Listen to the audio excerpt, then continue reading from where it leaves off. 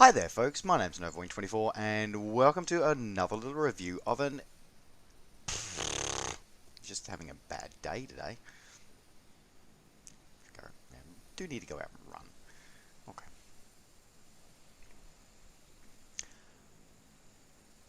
Hi there folks, my name's Novoing24 and welcome to another little review of an FSX and prepared product. So today we are having a look at a fairly recent release from the team over at Golden Age Simulations with their rendition of the Boeing-Stearman Model 75. So this is a really iconic aircraft. Let's just be clear on that. And if you don't think it is, then I'm guessing you're possibly really too young.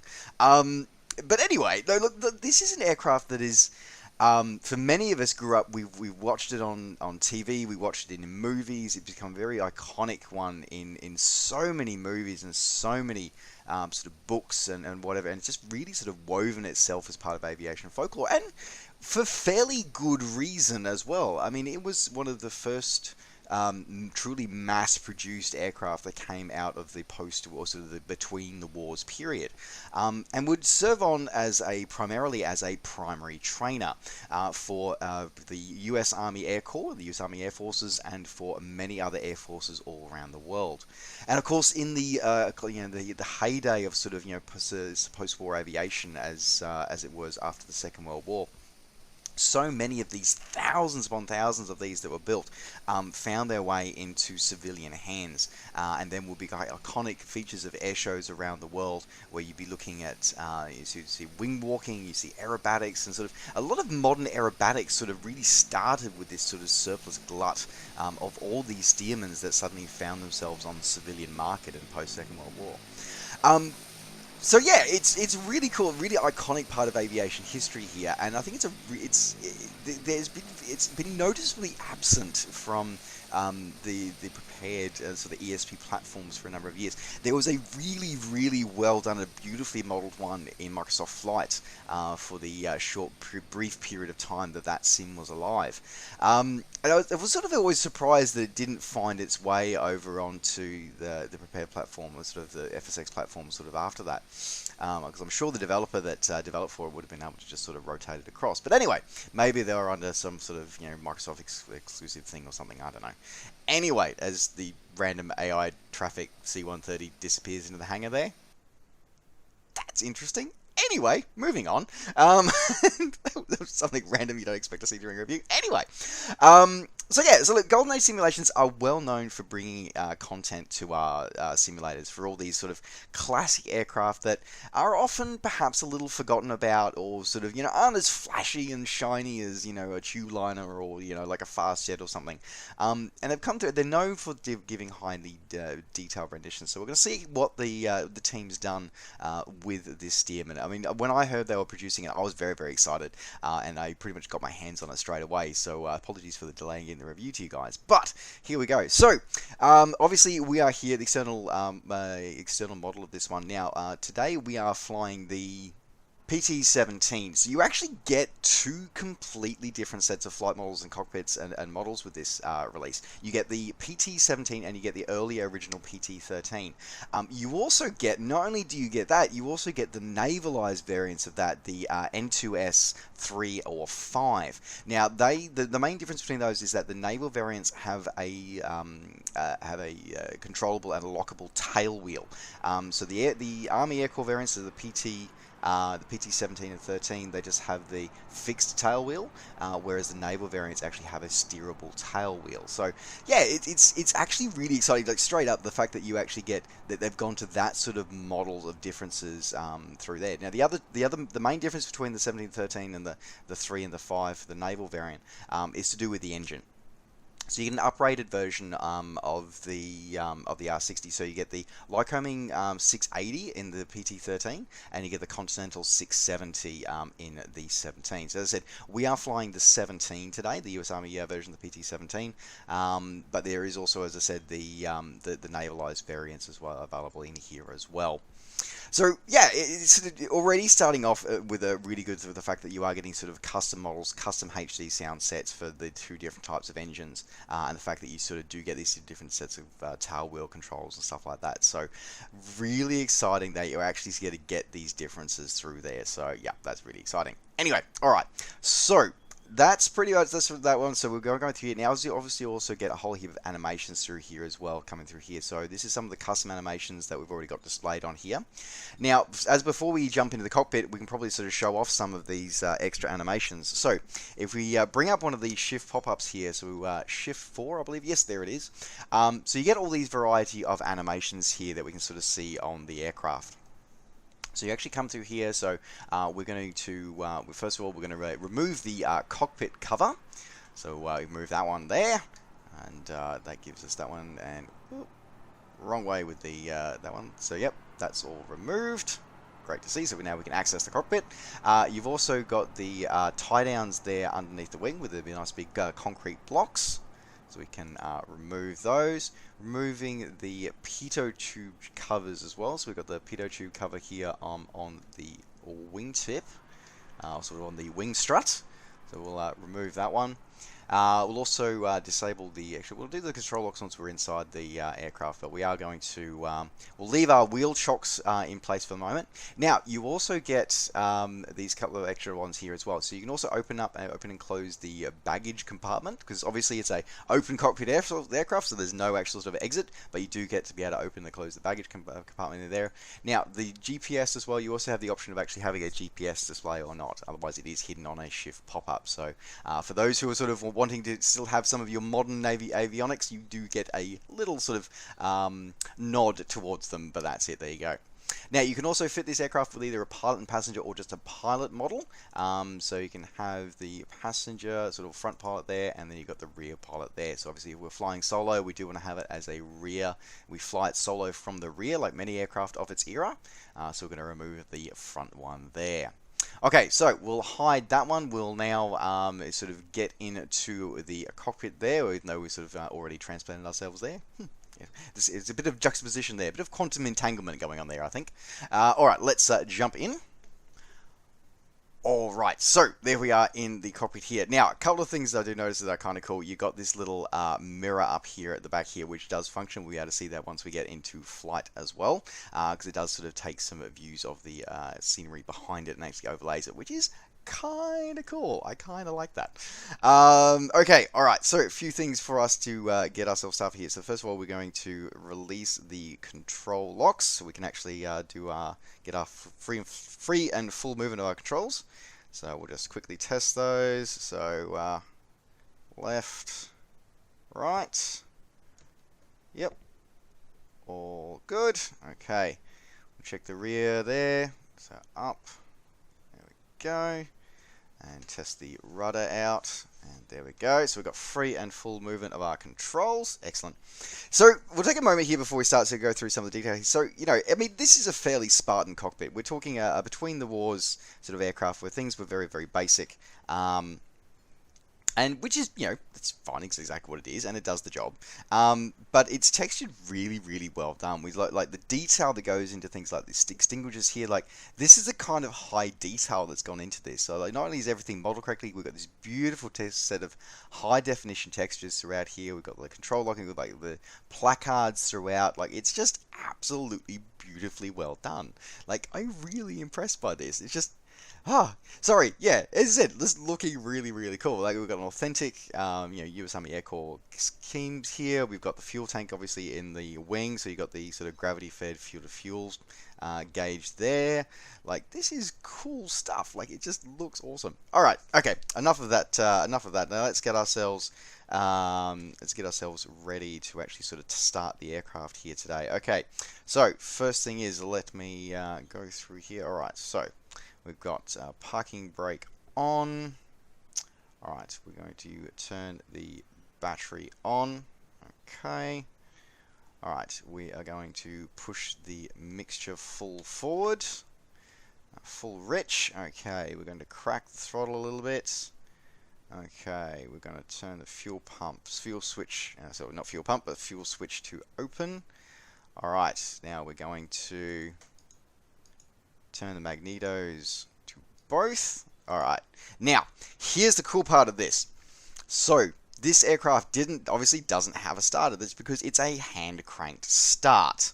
So to start that, we actually need to go through. They've actually put in a special set of views so we can actually go through and do the hand crank starting, which is really cool. All right, so we're going to go to ground crew station. So we go to sort of views. So you can either do it from the main menu, views, cockpit, ground crew station, or we can go right click, cockpit, and then ground crew station. Here we go.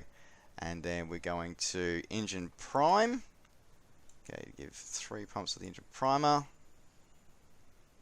And then starter.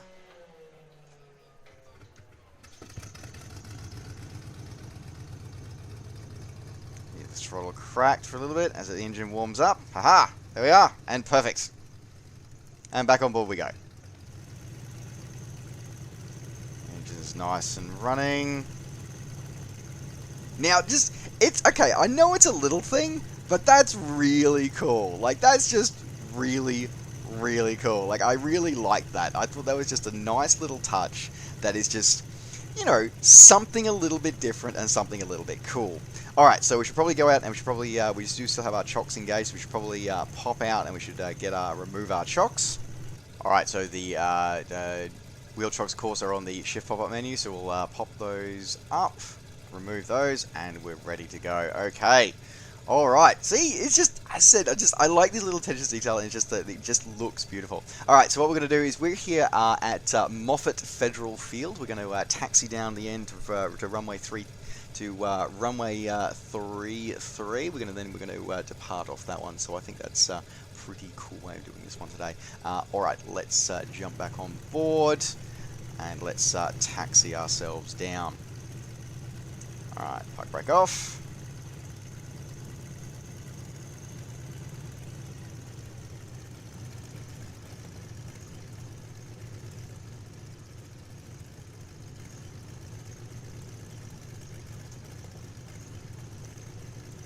Yeah, one of the things that I was reading up about this aircraft, it could be a little bit finicky sometimes to taxi, and of course, being the kind of aircraft that it is, you do have to, for anybody who's sort of ever gone to air shows, you may notice that aircraft like this often sort of do this sort of S sort of taxiing when they're actually sort of, they don't necessarily taxi in a straight line.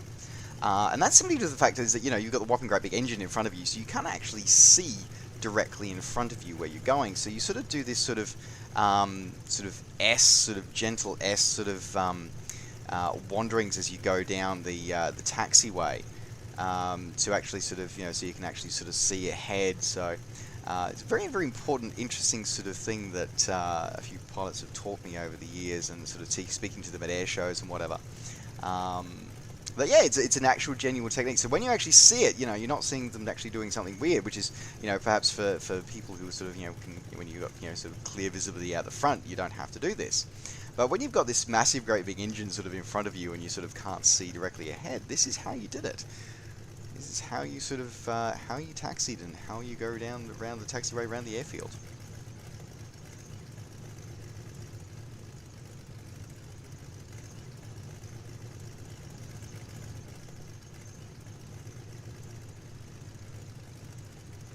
It's really, really nice just listening to the sound set. The sound set of this is it's a high definition set of sound set, custom sounds recorded from actual engines in airworthy Stearmans at the moment, and it's just they really translate really, really well to this representation of it in Flight Simulator. That's for sure.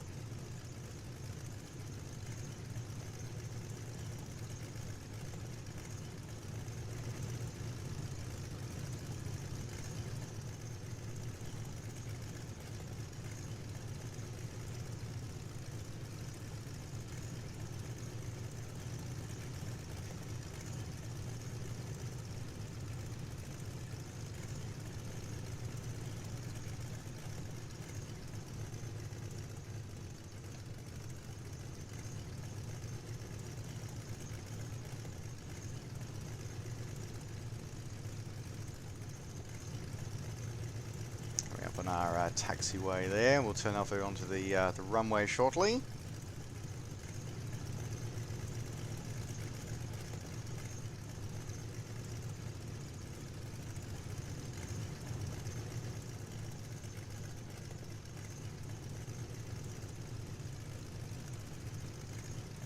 It was always very, although the aircraft did have differential brakes, it was always discouraged to actually avoid using the brakes if possible, with its tendency to nose and tip over because of the simple size and weight of the engine at the front there.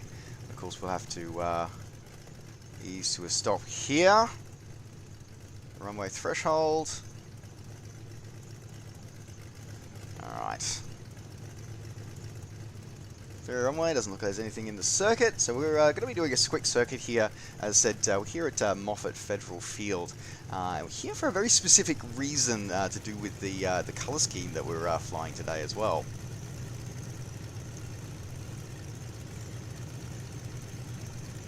I mean, the shadow works great, like everything's sort of rendered really, really nicely. As I said, these high quality textures and the 3D sort of model are completely with the shadow rendering correctly, which is something that I've noticed on a few, particularly models for prepared lately, is that the shadow that you get from the model is sometimes a little bit less than we desire. But anyway, we shall do our takeoff roll now. Throttling up.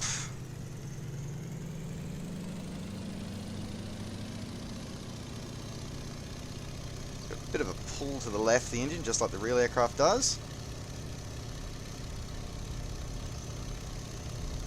Gently, just very gently ease back on the stick, and she just pretty much leaps into the air by herself. You can definitely feel like it's just so sedate and so docile as an aeroplane, and they've really captured that description. That's why it was so suitable, and why thousands and thousands of them were built and were used as basic trainers by the US Air Forces and by so many other air forces around the world. Just simply for the fact that it is such a beautiful, docile aeroplane to fly, and just a great opportunity for new pilots to be able to get their experience with the aircraft. So we'll just do a left-hand sort of circuit around the field here. Actually, we'll do a left-hand circuit around the field, then we'll head to one of the nearby, do a bit of a exploration around here, and we'll come back. Might head, where should we head?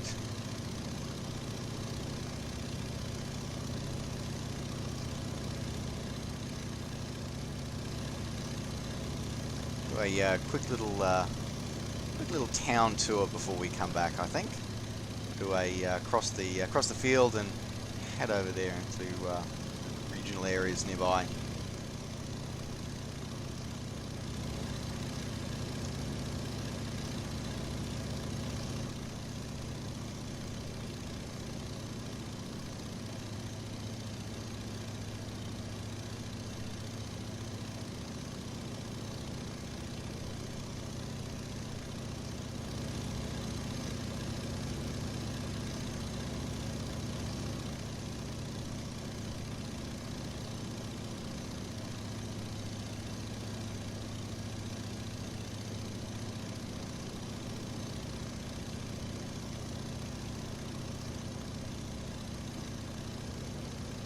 Alright, so now I was saying a couple of things as I do before about sort of having this here. It is a very, it's a between the wars aircraft, so there's no, it's it is very, very basic aircraft. So sort of as we sort of settle in here, and again, as I was saying before about how docile it is, like she just trims out absolutely beautifully. Sort of just trimmed out. She's just stable. She just likes to fly. You really sort of get that feeling, and she just absolutely. They've really captured that. Like the guys at Golden Age have absolutely captured that feel of that. With the fact she's just a very docile aeroplane. She just likes to fly. She just likes to sort of have that sort of center of gravity, center of balance. Now, I did mention that, as I said, like in the terms of sort of modern avionics, the only modern avionics, as I said, that you have available is you do have a GPS available on a shift pop-up. Otherwise, if you press this one here, do get it added to the bottom of here if you do want to have it actually in the cockpit and don't want to have it on a shift pop-up. But as I said, I really like the fact that this is an aircraft that is sort of predates this sort of like modern technology stuff, where it is sort of designed to be a pilot's airplane, and it is designed to just simply be trimmed out and just flown, which is really what you can actually do with this aircraft. So there's no autopilot. whether in the either in the real aeroplane or in the digital rendition of this aircraft. So there's no autopilot. It is you hand fly it and you trim it out and you fly it like a real pilot, as it were. I'm sure I'm going to get a lot of disgruntled people for saying that, but yeah, but this is part of the fun of flying, is actually flying sort of this low and slow and sort of actually give you that feel of flying. And I think that Golden Age have really captured this feel of flying with this. I mean, as I said, I did a bit of flying to familiar myself with the aircraft beforehand, and I've just absolutely fallen in love with it. It just feels like such an amazing aircraft. It really does. And you get that feeling of it being awesome, and just it's great. All right, so what we're going to do is we're going to have a look at now. I just realised that I did complete my post engine start checklist. I forgot to turn on the generator or the navigation lights, so I am sure that somebody's going to report me to the virtual FAA for that. My apologies. So that's a don't do that. So we were just running on battery power, but there we are. We got the generator done before anything untoward happened, and we've got our nav lights on. So if you don't tell the FAA, I won't either. All right, as we're heading towards Santa Clara here. Let's just take an opportunity to actually have a look outside the aircraft.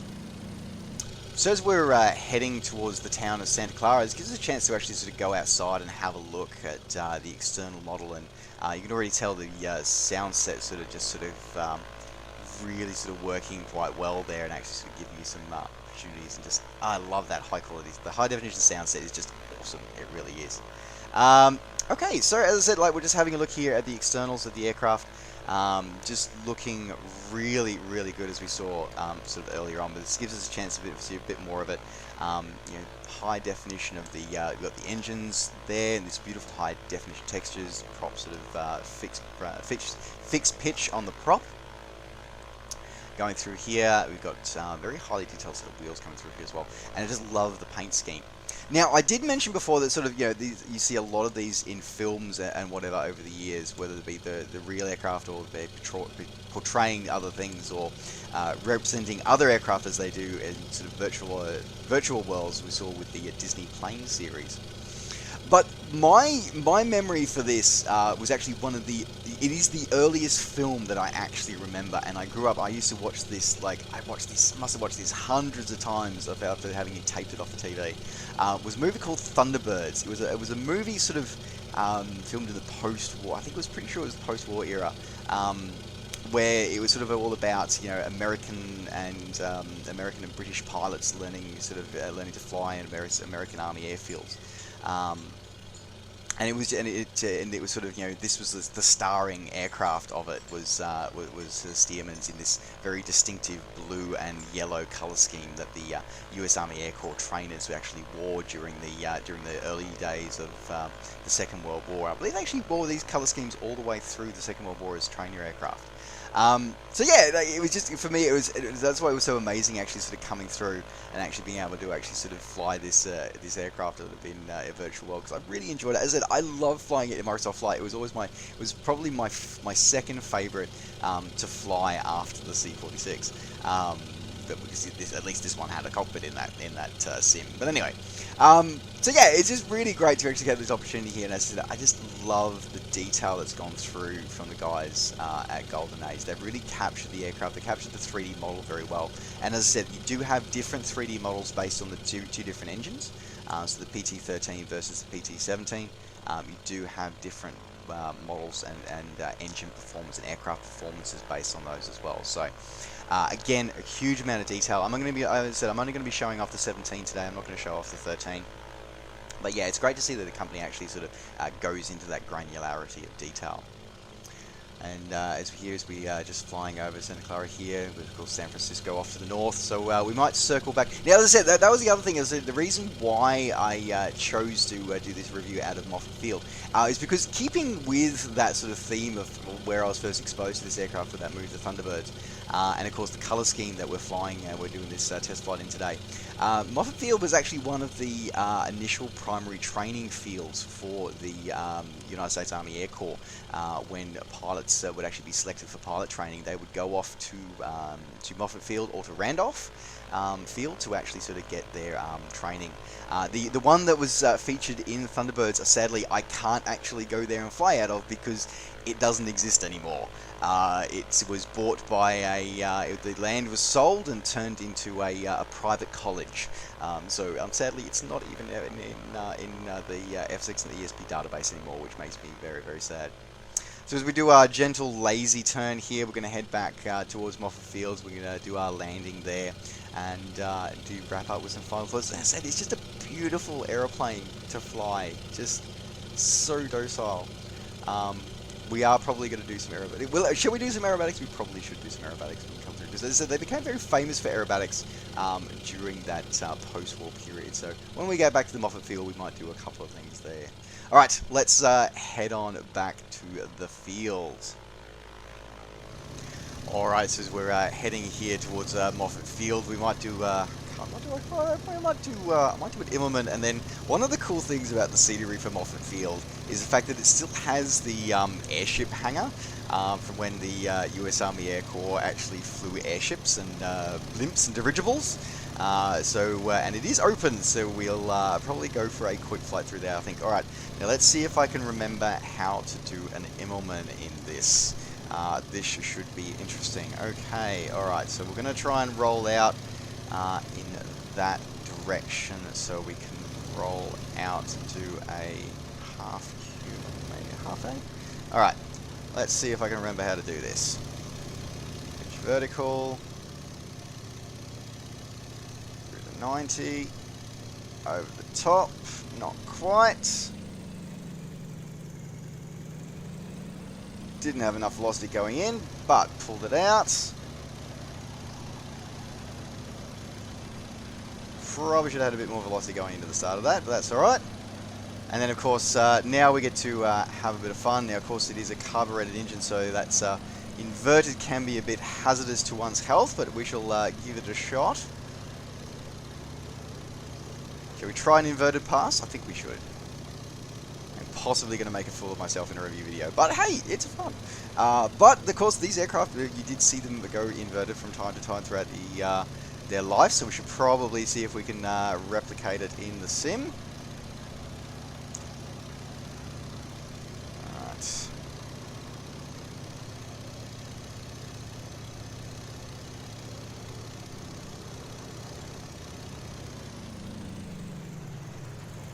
Let's say they're modeling that engine performance inverted very, very well. So let's roll through here.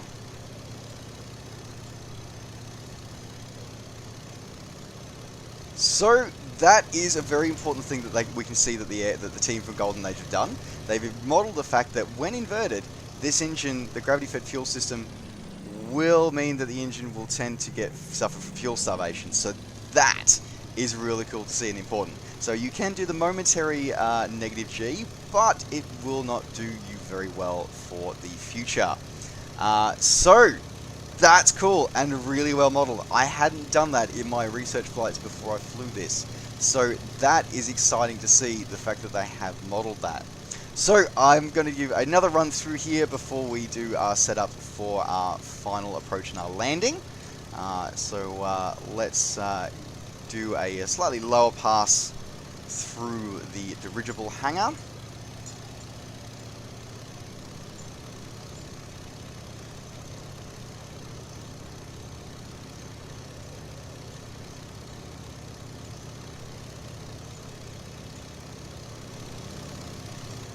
Definitely happy with that.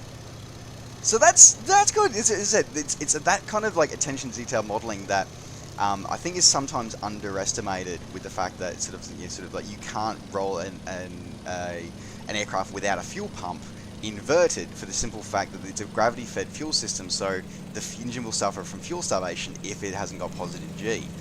So that's a really, really important thing to note, the fact that that has been added. Alright, so we're going to have to bleed off some of our airspeed as we turn onto our base leg.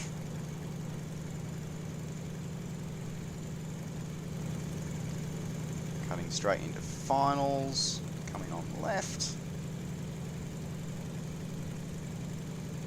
Oh, overshot a little bit.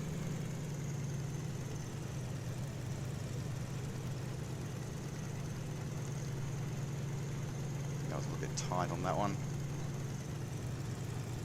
Going through here.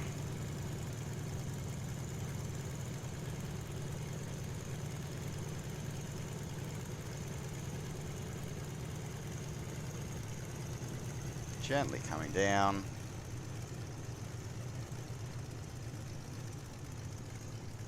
Two mains. Keep the tail up. Slowly let the tail sink.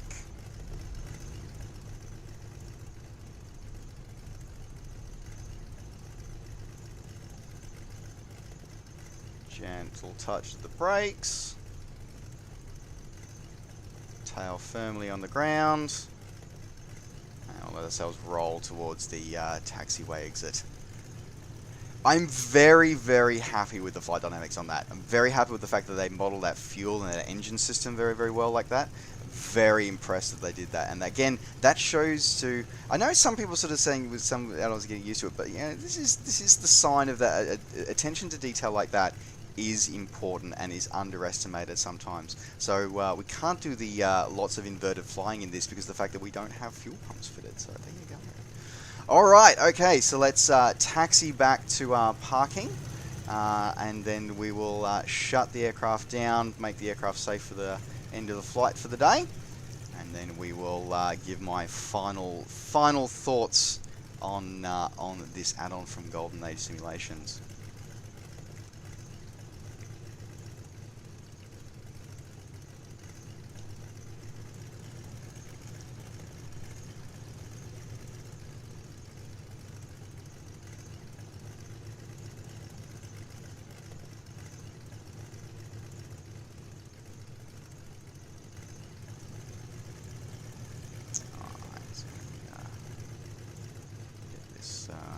Into the parking slot correctly.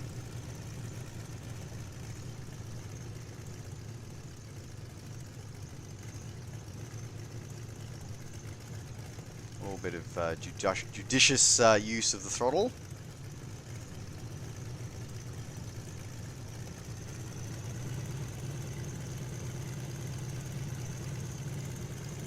Differential braking.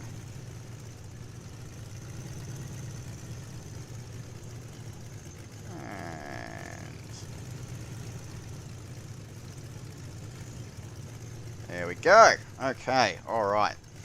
So we're going to park brake on. Alright.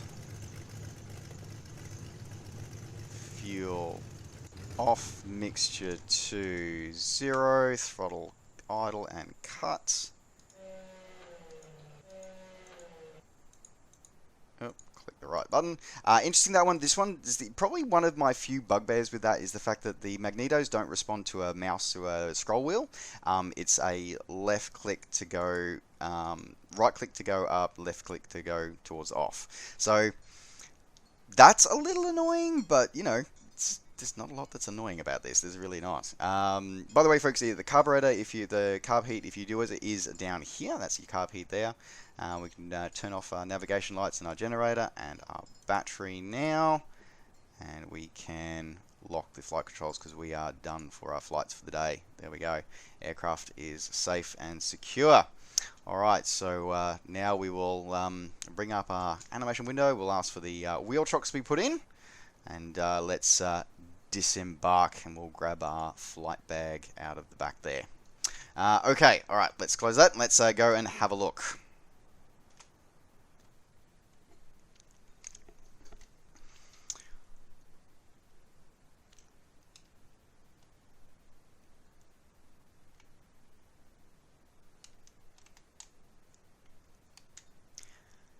Okay, that's a really cool little extra feature. I only just noticed that the remove before flight is actually stored in the baggage compartment. That's cool. I love that. That's awesome. Okay, cool. Anyway, okay, so what are my thoughts on this one? Okay, so this one, first of all, yeah, this is purchased by me because I really like this aeroplane, and I was hoping it was going to be a really good rendition of it, and I have not been disappointed. It is amazing. I love it. If you're into older generation aviation, you know, sort of this sort of golden era of aviation where, it was about, none of this, fancy instrument stuff, where it's about flying, where so many of these stories come from. And also where flying was actually accessible as well I feel like accessible to a lot more people than it is now. This is you don't want to miss this. As I said, Golden Age simulations for me have always been known for doing a lot of high quality work, especially with aircraft that are of that older generation, and this one is without doubt no exception. They have delivered an absolutely amazing product. They generally have. Now this review has been done in Prepared V4. However, it is available. The one purchase is available for all of the ESP platforms, so FSX, FSX Steam Edition, and Prepared versions 1 through 4. This add-on is compatible with all of them. In terms of bugbears that I have, I said that one sort of minor one with the magnetos, the fact that it requires a click rather than a scroll wheel roll, slightly annoying, but again, not a deal breaker. The animations have done really, really well. The only other one that's, again, it's not a deal breaker, it's a bugbear of mine, is that it's the more traditional sort of brute force installation when it comes to Prepared, V3 and V4. I guess legacy of the fact that the installer is designed to be able to work with all different versions of the ESP platform, but instead of using the Prepared V3 and V4 version, of using a way of dealing with extra aircraft by using an add-on, the Prepared sort of add-ons folder, it just does a brute force install into the actual sim core, the sim base directory. So I know to probably most of you probably wouldn't even know what I've just talked about, and probably wouldn't really notice if it did anything different. But yeah, it's a minor bugbear, but again, does not impact the flying of this magnificent aircraft in any way, shape, or form. All right, folks. Well, that does round out my review of the Golden Age simulations rendition of the Boeing-Stearman Model 75 in both its PT-13 and PT-17 variations. Thank you very much for joining me. If you do want to pick this one up, this one's available either direct from Golden Age Simulations or from your favorite flight sim retailer, available now. Alright folks, that does round out for this review. Thank you very much for joining me. Don't forget, as always, to like the video and subscribe to the channel if you're enjoying these videos and want to see more. And of course, as always, you can catch up with me and all the things I'm up to between videos by finding me on Facebook and on Twitter. Just search Novawing24. Alright folks, thanks very much for watching. Take care, safe skies to all, and we'll see you next time. Bye for now.